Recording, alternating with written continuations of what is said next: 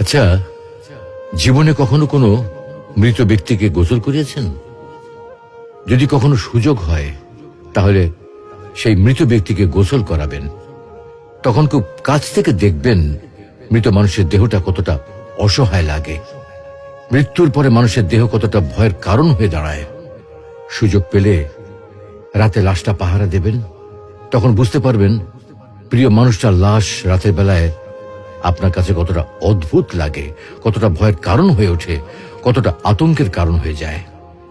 সুযোগ পেলে মৃত ব্যক্তির শরীরে একটু হাত লাগিয়ে কিছুক্ষণ তার স্পর্শ নেবেন।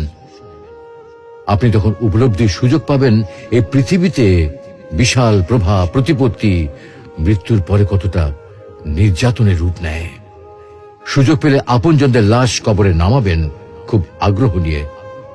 শেষবারের মতো মৃতদেহের মুখটি একবার দেখার চেষ্টা করবেন এবং বারবার উপলব্ধি করার চেষ্টা করবেন এই মৃতদের সাথে অনন্তকালের যাত্রার পথে এটাই আপনার জীবনের শেষ দেখা।